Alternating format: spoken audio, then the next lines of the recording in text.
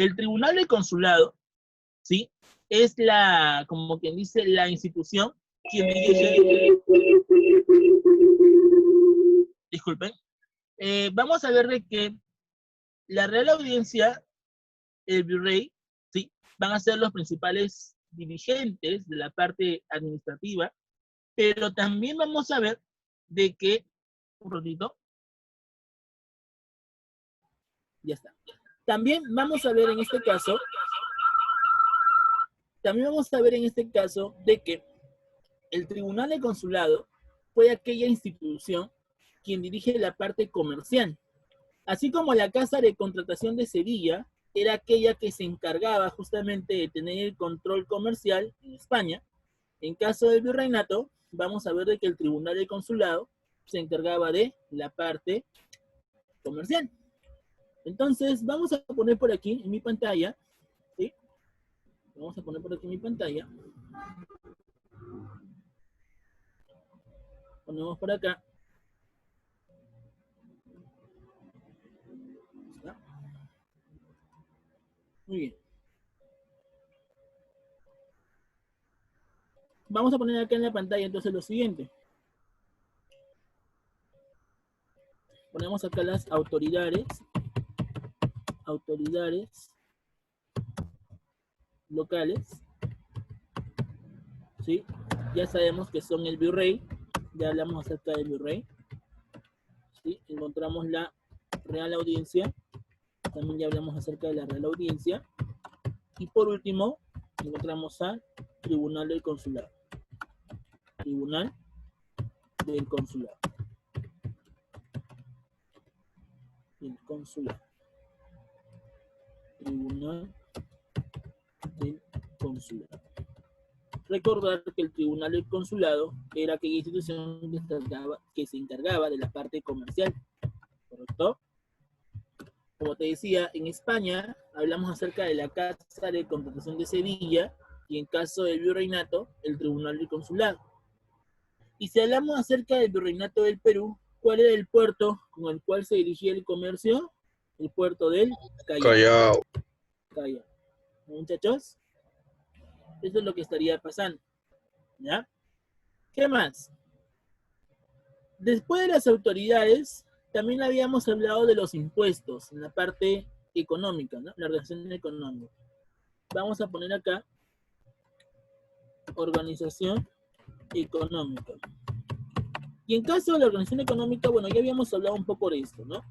Vamos a ver por si acaso estos datos, ¿ya? Muchachos, no se olviden por si acaso tomarle un screen cada vez que damos algunos datos en la pantalla, porque puede pasar lo que pasó hace un rato, ¿no? Se puede ir en este caso la señal y se borra lo que hemos escrito, ¿ya? Recordemos que con respecto a la organización económica, España implanta dos modelos. Sí, hay dos modelos que se implantan. Uno es el monopolio y exclusivismo. Y la otra, siempre la otra, aduanera, o también llamada como librecambista.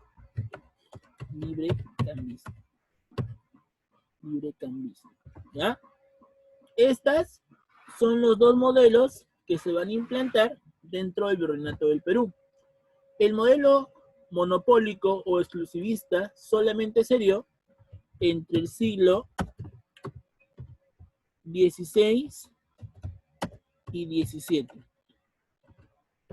Y en caso de la aduanera o librecambista, a partir del siglo XVIII. Siglo XVIII y también siglo XIX. Muchachos, estas son los dos modelos que se van a implantar dentro del virreinato. Y en caso del monopolio, también se habla acerca del bullonismo. El bullonismo o el mercantilismo. El bullonismo mercantilismo se refiere a qué? Se refiere a la extracción de metales preciosos. ¿Ya? En economía van a haber doctrinas económicas. Y ahí te van a hablar justamente acerca de la búsqueda de metales preciosos a través de este sistema o a través de esta escuela conocido como el mercantilismo. ¿Ya? Siendo uno de sus representantes el ministro Colbert, quien era pues ministro de Economía del rey Luis XIV, el rey Sol. ¿Ya? Pero eso ya te van a hablar en economía. En HU también te van a hablar de eso. ¿Son muchachos? Listo. Pregunta. ¿Cuáles eran los impuestos que se habían creado y tenían que cumplirse dentro del virreinato, los que más se venían en el examen de admisión? Ponemos acá lo siguiente, ¿no? Impuesto más importante, el tributo indígena. El más importante.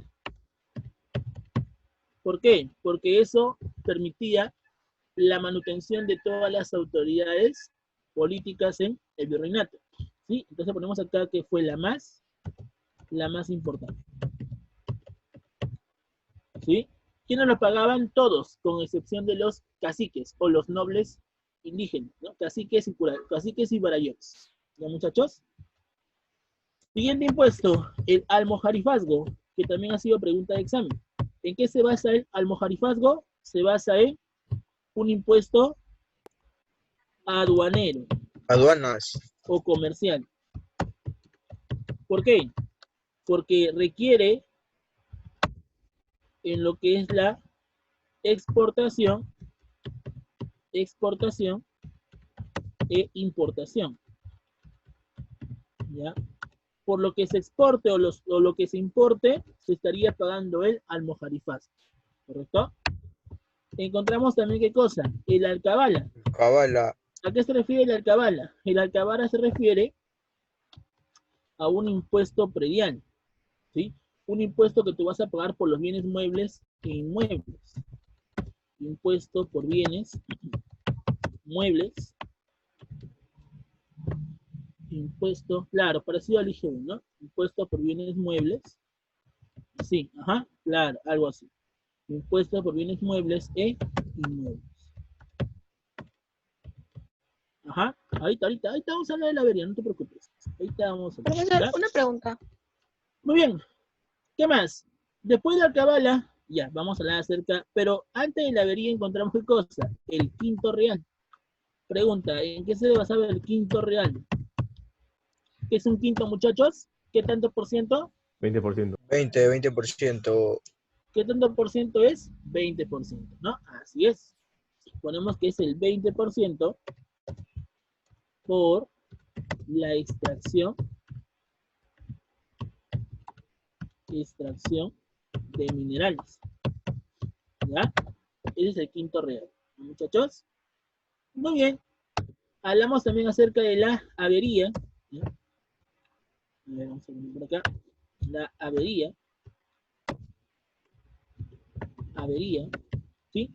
¿En qué consiste la avería, muchachos? La avería consiste en proteger las embarcaciones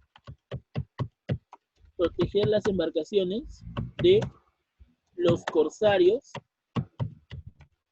o piratas, ¿no? Eso. Sí, ahorita vamos a hablar también de la media nata, no te preocupes.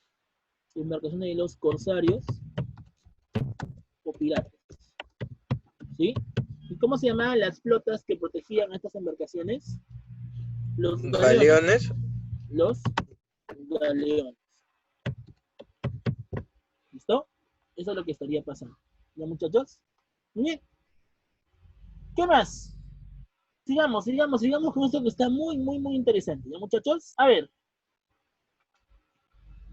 Vamos a ver también por aquí, de que como su compañero me dice por aquí, encontramos la media nata. Así es, la media nata se paga para los cargos públicos. Muy bien. La media nata. Un impuesto que se paga por, impuesto para los funcionarios públicos. ¿Y, muchachos? También se habla acerca de la primicia, ¿sí? Que era un impuesto pero exclusivo para la iglesia. Esta primicia se basaba en la primera cosecha. Primera cosecha,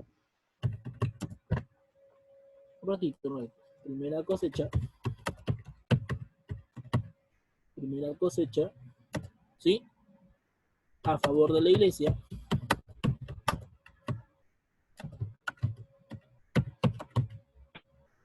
Y también encontramos aquí Claro, así es. El cabezón se basa en eso, ¿no? Las tierras no productivas también, ¿no? Claro. Cosecha a favor de la iglesia y ponemos acá el diezmo. El diezmo. ¿Qué cosa era el diezmo? El 10%, el 10% a favor de la iglesia, ¿no? 10% a favor de la iglesia. Bien. Sí, cabezón, pecho y otros impuestos más. No ha sido pregunta de examen de admisión, pero cabezón se refiere a las tierras no trabajadas. Pecho se refiere a la parte de la administración de la sal y entre otras cosas. ¿Ya, muchachos? Sí, en esto tienen que ver. ¿Ya? Listo. Ahora sí, cabezón. Sí, pero cabezón más que todo se basa en un aspecto secundario, ¿correcto? ¿Sí? Tiene que ver con lo que es la composición, así es. ¿Ya? Muy bien. Sigamos. Vamos a ver ahora, muchachos, la parte que hoy en día nos están, vamos a ver la parte social y la parte cultural. Tómale un screen rapidito, por favor. Tómale un screen rapidito a la pantalla. Tómale un screen rapidito nada más.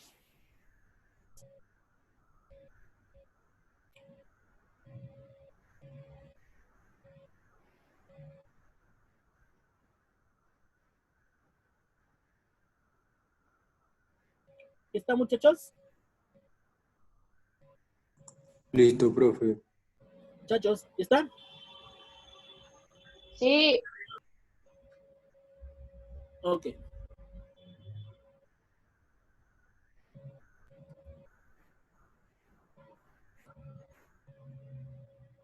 ¿Listo?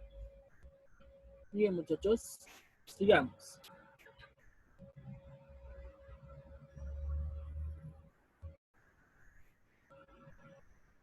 Vamos a ver ahora lo siguiente. ¿Ya? Vamos a ver ahora lo siguiente.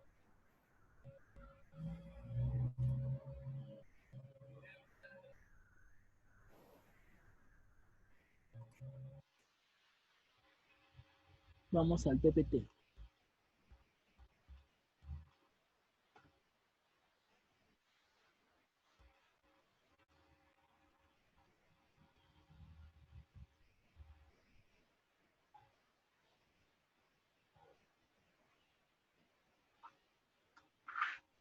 Vamos a ver, está cargando. Bien, muchachos, vamos a ver desde la parte social y la parte cultural. ¿Ok?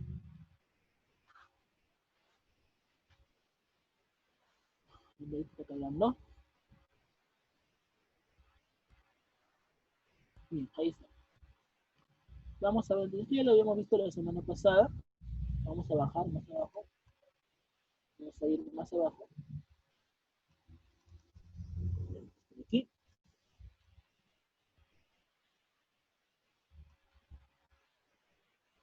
Ujú.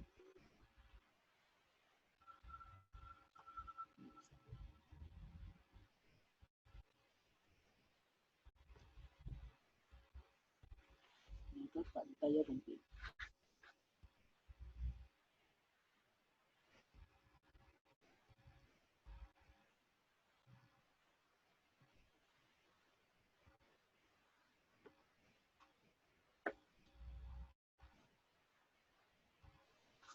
Vamos a ver, vamos a ver. Las computadoras es que demoran bastante. Bien, esperamos. Ahí está. Bien, muchachos, se ve la pantalla, ¿cierto?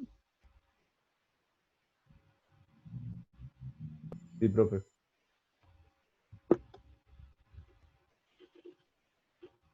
Muchachos, se ve la pantalla, ¿cierto? Sí, profe. Sí. profesor. Muy bien, Sí, profe. perfecto.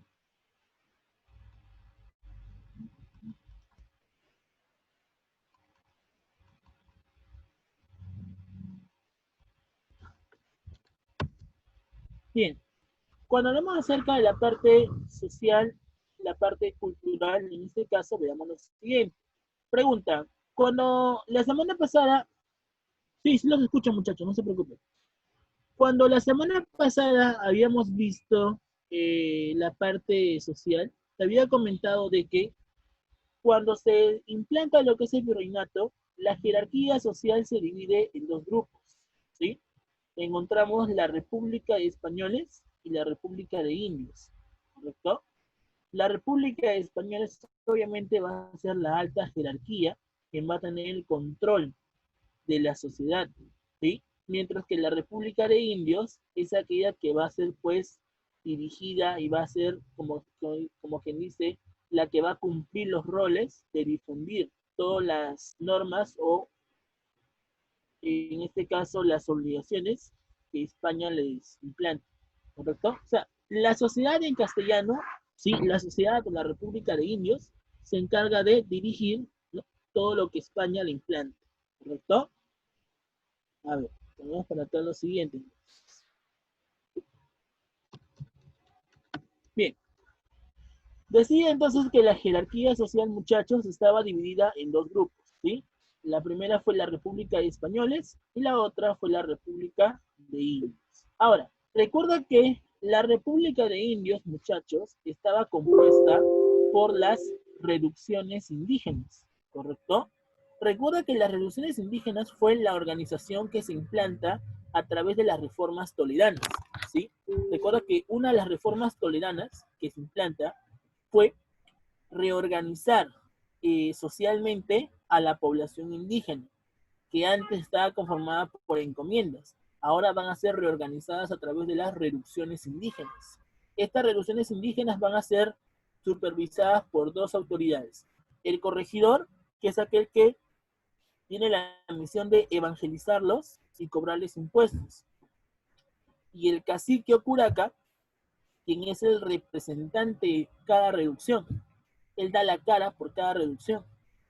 El Barayok solamente era un alcalde local de pequeñas reducciones, pero las autoridades más importantes que supervisaban a las reducciones era el corregidor y el cacique, ¿correcto? Pero inclusive entre el corregidor y el cacique, los dos sacaban su comisión. Y cuando se implanten las reformas borbónicas, muchachos, eso le va a afectar bastante y eso justamente permite de que los mismos antiguos caciques se rebelen en contra de España. Y esas rebeliones dirigidas por caciques, ¿cómo se va a llamar? Las rebeliones indígenas. Es una consecuencia de las reformas borbónicas. ¿Ya, muchachos? Otra cosita que quería decirte que, bueno, iba a ser sorpresa, ¿ya? Pero te lo voy a decir, ¿ya? Muchachos, mañana hay seminario de HP, la tarde, mañana viernes, ¿ya? Va a ser conmigo, y así que yo los espero a partir de las 4 de la tarde, ¿no, muchachos? Y en caso del seminario, vamos a ver el tema de reformas borbónicas y una partecita de rebeliones indígenas.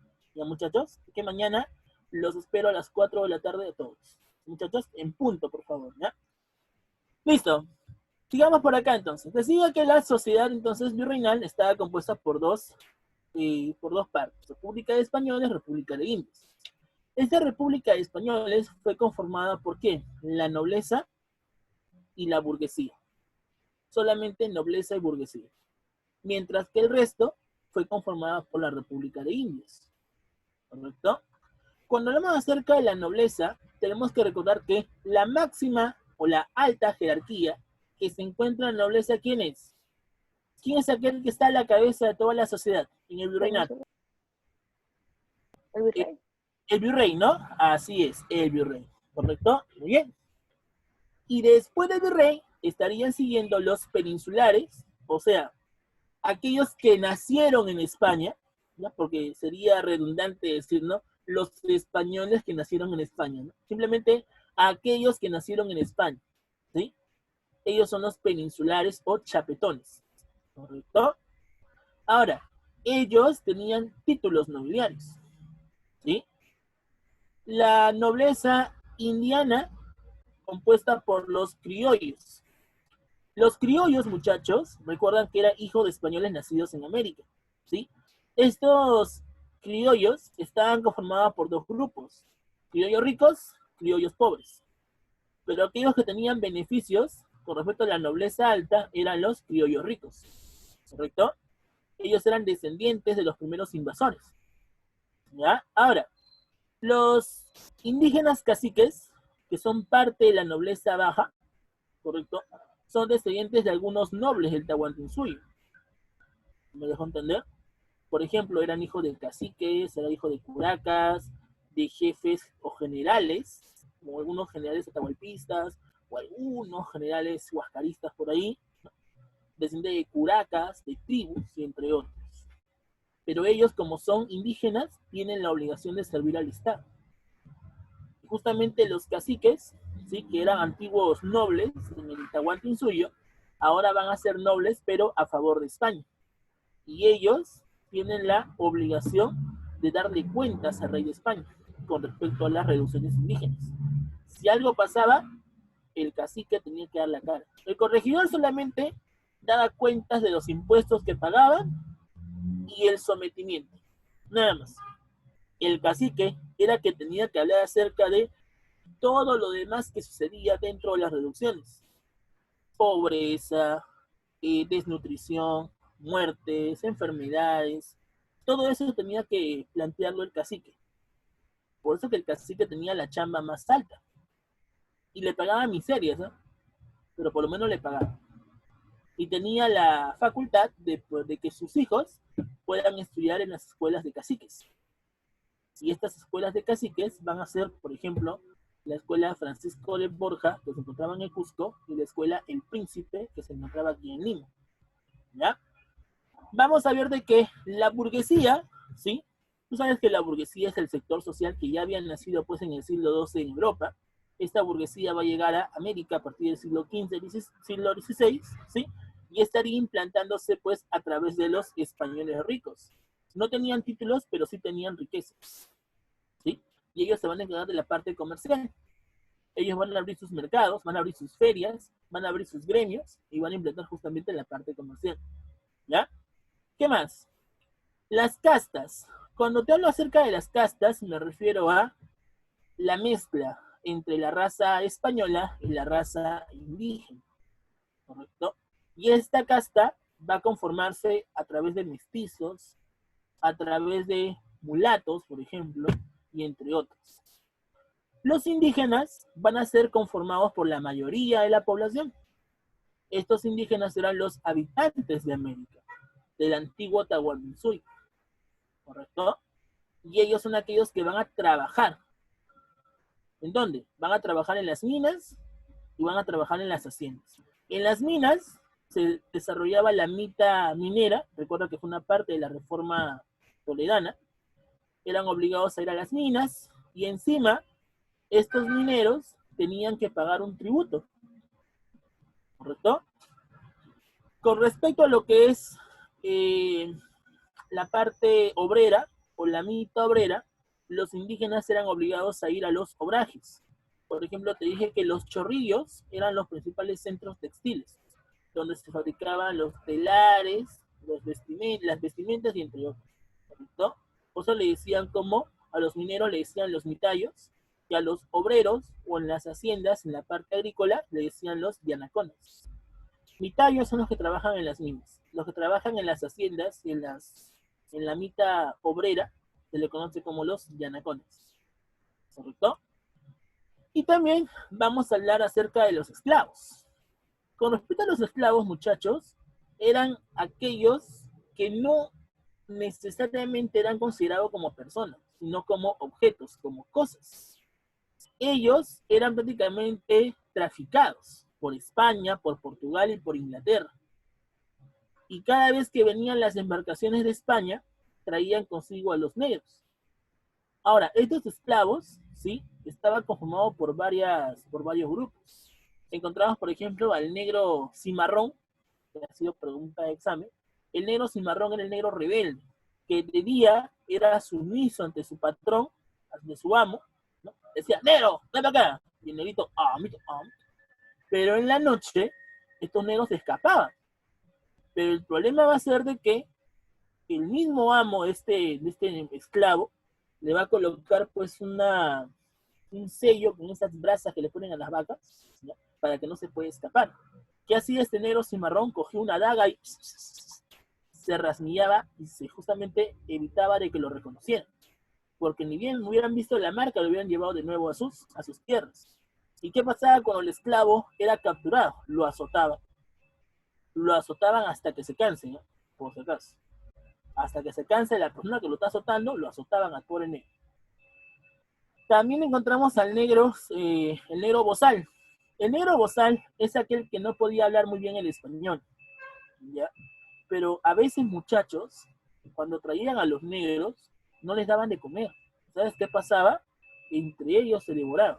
Parecía tipo The Walking Dead. Tú sabes que cuando el hambre llama, cualquier cosa que sea comestible, viene para adentro. ¿Qué hacía? Le colocaba una especie de bozal. Así como nosotros tenemos nuestra mascarilla hoy en día, le colocaba una especie de bozal. Por eso le decía el negro bozal. Y cuando él llegue a América, llegue al virreinato, le van a decir negro bozal también porque no podía hablar muy bien el español. ¿Sí? Encontramos el negro ladino, aquel pues que trataba de conformar una casa, una propiedad, pero en sí pues este negro ladino también era rebelde como el cimarrón. No se escapaba, pero sí se negaba a seguir las órdenes que se le pedía.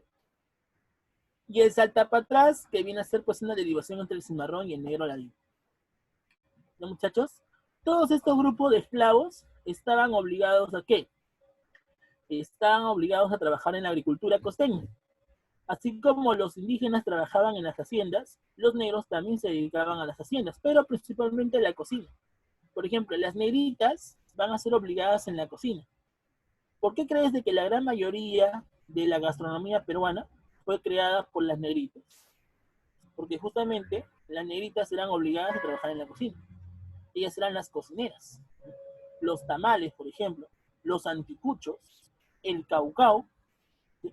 La gran mayoría de nuestra gastronomía peruana, muchachos, fue parte de los negritos. ¿Te cuento? Por eso que algunos le dicen Perú negro, porque la gran parte de nuestra cultura fue dirigida justamente por eso. Así es. Sí, sí, no te preocupes. Que nos quedan menos de 10 minutos, no te puedo creer. Oh my God. Ya. Bien, sigamos. Yo pensaba que teníamos el limitado. Bueno, sigamos. Vamos a ver entonces de que ellos, los negros, los esclavos, van a ser explotados en la agricultura y en las haciendas, y también se dedicaban al servicio doméstico. Inclusive, estos negros tenían pues que hacer todo lo que los amos les piden. A veces algunos hijos de españoles eran abusivos y les pegaban. Jugaban a la guerra y los mataban. Pero como era un esclavo, compraban más esclavos. No les importaba la vida de este ser. Bien, muchachos, ¿qué más? Bueno, ahí justamente se habla acerca de la conformación de las castas en la sociedad colonial. Igual ya le pasé el PPT. ¿Sí? Vamos a hablar acerca de la educación, rápidamente. Con respecto a la educación, muchachos, la educación tenía dos objetivos. Primer objetivo, cristianizar a la sociedad. ¿Qué significa eso? Que los habitantes de América sean obligados a ser evangelizados ante la religión católica. Eso era lo más importante que buscaba la educación, porque la educación tenía un aspecto religioso, ya que era dirigido ¿por quién? Por los sacerdotes. Inclusive vamos a ver de que las órdenes religiosas, la principal que se va a encargar de la educación fue los jesuitas o la Compañía de Jesús. Es por eso que la educación en el virreinato tiene una tendencia religiosa, ya que fue dirigida por una orden religiosa. Y otro aspecto con respecto a la educación es pues occidentalizar a la sociedad. ¿Qué significa? Enseñarle todos los conocimientos traídos desde Europa. Porque sabemos que los habitantes del Tahuantinsuyo pues no conocían la escritura. Los habitantes del Tahuantinsuyo tampoco pues sabían lo que era pues la gramática, sabían lo que era pues lo que es inclusive la propia cultura con respecto pues a la parte pictográfica y entre otras cosas, ¿no? Inclusive son obligados también a ¿qué? Son obligados a crear a los santos a través del yeso, y poco a poco eso hace que la misma población nativa se dedique pues a evangelizarse. Inclusive vamos a ver de que las antiguas huacas que existían pues en las regiones como Ayacucho, en las regiones como por ejemplo Lima, eran incendiadas, la gran mayoría eran incendiadas, eran destruidas, incendiadas, y encima de las cenizas de esas huacas se construyó una iglesia. Por ejemplo, en Ayacucho, tú vas a ver un montón de iglesias. ¿Por qué? Porque recuerda pues que en el antiguo imperio Wari se encontraba pues la gran mayoría de huacas. Es por eso que la iglesia, ¿qué es lo que hizo? Destruía esas huacas, las quemaba y sobre las cenizas construían su iglesia. Muchachos, con respecto a la educación tenía 4 características. Una era religiosa, ya sabemos por qué.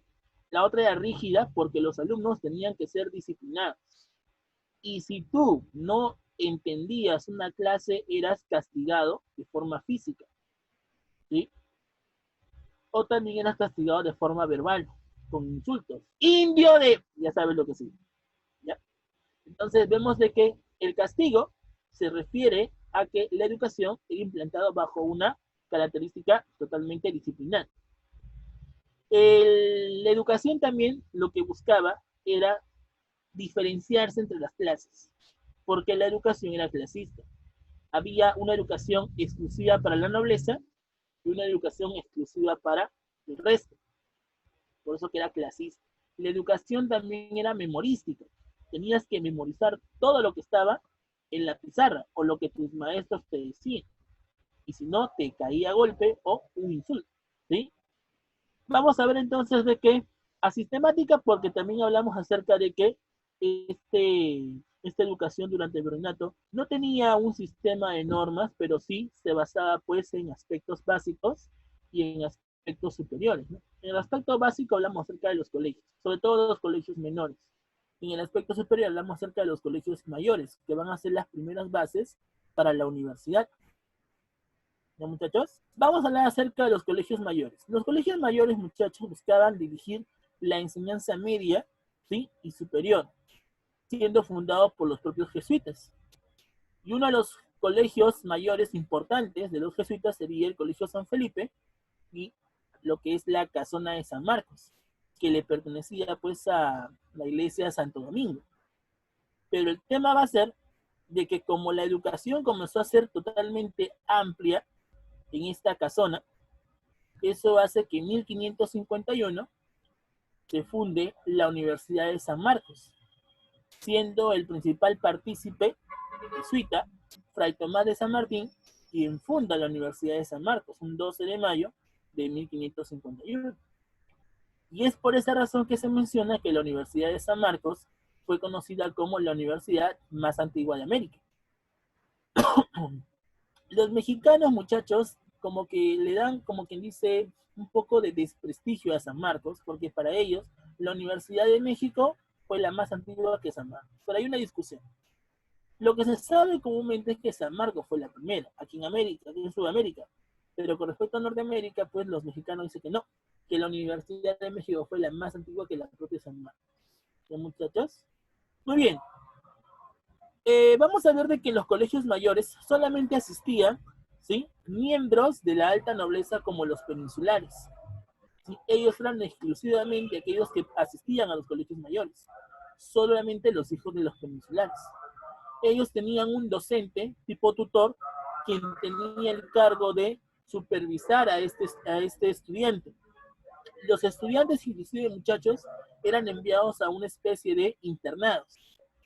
Y un jesuita se encargaba justamente de la tutoría hasta que cumplan la mayoría de edad y sea pues totalmente culturizado. Por eso creemos que la gran mayoría de peninsulares eran personas súper preparadas, ya que los jesuitas desde pequeños nomás les enseñaban sus doctrinas. Y vamos a ver de que los peninsulares preparados en algún momento van a dirigir el proceso de la ilustración, porque hay algunos peninsulares que se negaban ante el abuso que dirigía España sobre esas tierras en la colonia. Así es. Ya, chicos, por acá me dice la tutora de que si se acaba la sesión, entramos al mismo link, ¿ya? ¿Ok? ¿Se entendió, chicos? ¿Me escucharon? Muchachos. Sí, profesor. Sí. Ya, listo, muchachos. Entonces te decía de que en los colegios mayores, el jesuita se encargaba de supervisar a estos peninsulares, ¿sí?, en el internado, hasta que ellos sean totalmente culturizados. Y en caso de los colegios menores, se estaría dirigiendo la educación para el resto de la jerarquía. Por ejemplo, con respecto a los hijos de criollos, con respecto a los hijos de algunas autoridades, de corregidores, de intendentes, entre otros. Y también vamos a ver de que existía el colegio de caciques, donde solamente... Ah, ya. Decía de que si acaba la sesión entramos al mismo link, ¿correcto? ¿Se entendió? Ya, ok. Decía entonces que los colegios de caciques, muchachos, era una enseñanza exclusiva para los hijos de cacique, la nobleza indígena. También hablamos acerca pues de algunos indígenas que eran preparados, ¿en dónde? Eran preparados en las parroquias, ¿correcto? Y vamos a ver que los colegios, como que dice que van a, los colegios de caciques más importantes fueron el Príncipe en Lima y Francisco de Borja en el Cusco.